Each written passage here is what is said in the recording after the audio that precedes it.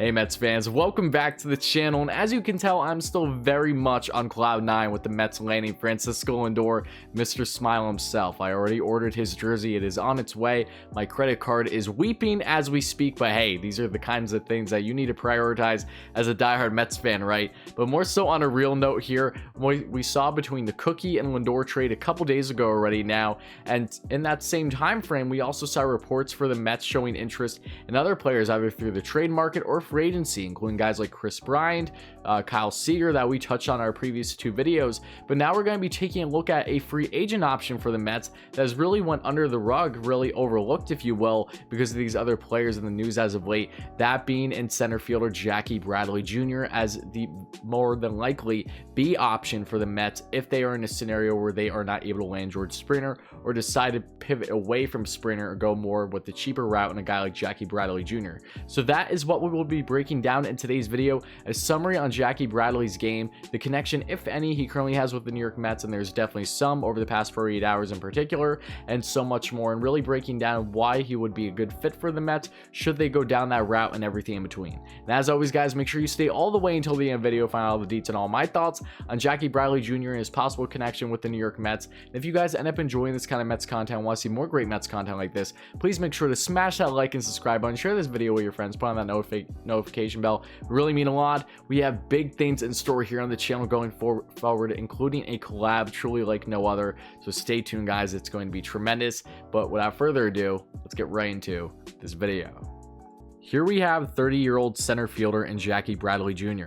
At a size of 5'10", 196 pounds, a lefty at the bat and a righty in the field, originally drafted in the second round back in 2011 by the Red Sox, has spent his entire career with them to date. In the 2020 season, shortened season, in 191 at-bats and 55 games played, racked up 7 home runs, 22 RBIs, a 283 batting average, a 364 on-base percentage, a 450 slugging, and 814 OPS. In the 2019 season, in 147 games played and 494 at-bats, racked up 21 home runs, 62 RBIs, a 225 average, which definitely was a low, a 317 on base percentage, a 421 slugging, and a 738 OPS. And in 873 career games played and 2,899 at-bats, Bradley has racked up 98 home runs, 378 RBIs, 376 I should say, 239 career batting average, 321 on base percentage, a 412 slugging, and a 732 OPS. Bradley is a all-star for the AL back in the 2016 season,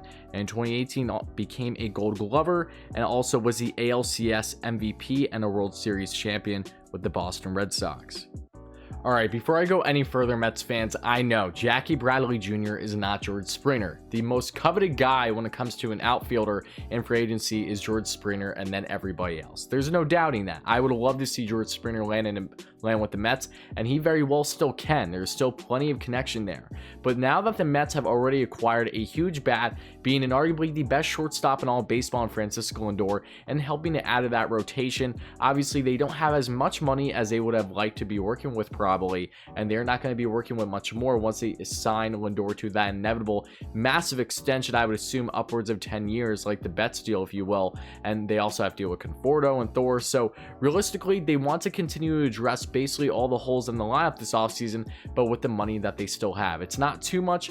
They are currently right around, from the reports that I saw, originally I saw a threshold of 162 million. Then I also saw a threshold of upwards of 180 million. I think it depends on the Cano contract, honestly, but then that is getting closer to the 210 million luxury tax threshold. Regardless of the Mets pushing that way or not, they still have money that they are working with this offseason. But George Springer, from latest reports from Andy Martino, and again, take that with a grain of salt, this is Andy Martino we're talking about, but Springer is looking for $175 million now after originally eyeing around 150, or at least well over 150 from what Martino originally said a couple weeks ago. But regardless of that, the Mets would love to have George Springer at the right price. So hoping that the Mets can land that, then great. But if they can't, they definitely do have a fallback option in a guy like Jackie Bradley Jr.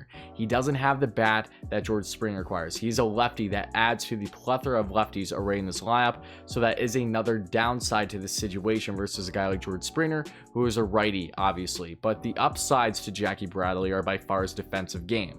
When it comes to being a pure center fielder, he's really the best out there outside of Springer and has a lot more reps in center field in his career as it is.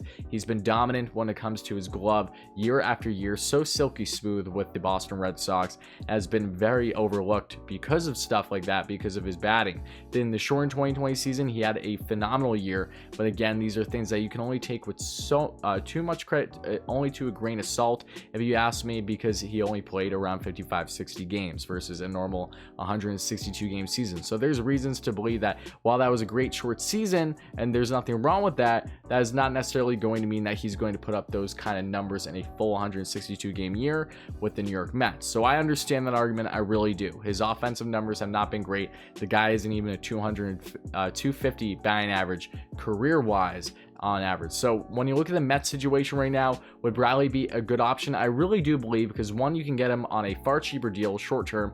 You're talking between 2 or 3 years, I would have to imagine. I doubt that the Mets would go for a guy of Jackie Bradley to a 4-year deal with a guy whose bat has been very up and down, to say the least, inconsistent in his career. He can get you 20 plus home runs and 60 plus RBIs, which is great, but the average and the on base needs to be higher or more consistent for a guy who's probably hit his peak in his career already, and you know what you're expecting with him. It's not something that you want to exactly give up too much for him when it comes to the dollars. So if the Mets are not able to land George Springer because they say prioritize the rotation, maybe they landed Trevor Bauer still, or maybe they prioritize the bullpen more, or whatever it's going to be, maybe another blockbuster deal at third base. Regardless, if they prioritize another option and don't land George Springer, Jackie Bradley Jr. is by far definitely their plan B option, and might leave them with some leverage here in the Springer front, knowing that, hey, we have a backup option. So Springer, we would love to have you by the right price. So please, let's make this happen. You know the direction we're going in.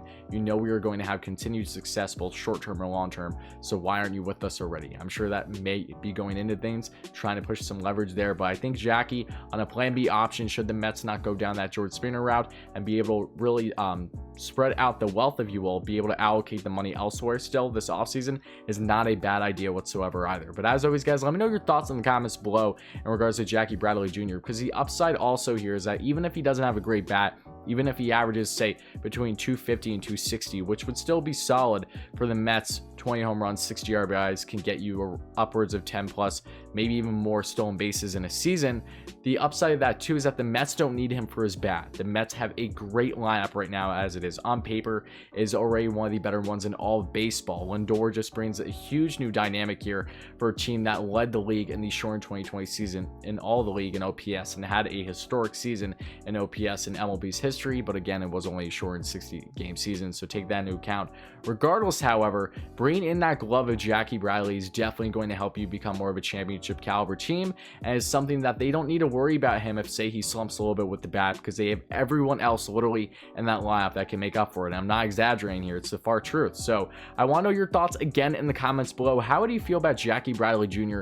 possibly landing with the Mets, and do you think that that is the more realistic or better option for the Mets to go down instead of going really all in on Springer and then maybe doing a couple more smaller things this year, maybe not getting some more significant names either in the infield or the bullpen or possibly the rotation, because you're really going all in for Springer as your next and final big move of the offseason? So let me know let me know your thoughts in the comments. As always, guys, it really means a lot. If you ended up enjoying this kind of Mets content and want to see more great Mets content like this, you know what to do by now. Smash that like and subscribe button, share this video with your friends, put on that notification bell. It would really mean a lot. Help us get to 2,000 subscribers, guys. We're almost halfway there already, which is just mind-boggling to me. I cannot begin to thank you all enough for the continued support here on the channel. It has been unprecedented, truly. I never would have expected something like this in such a short period of time, but that's how great this Mets fan base is, and that's how excited I am also for what the future is going to hold. We have so many things that we're going to be doing this year.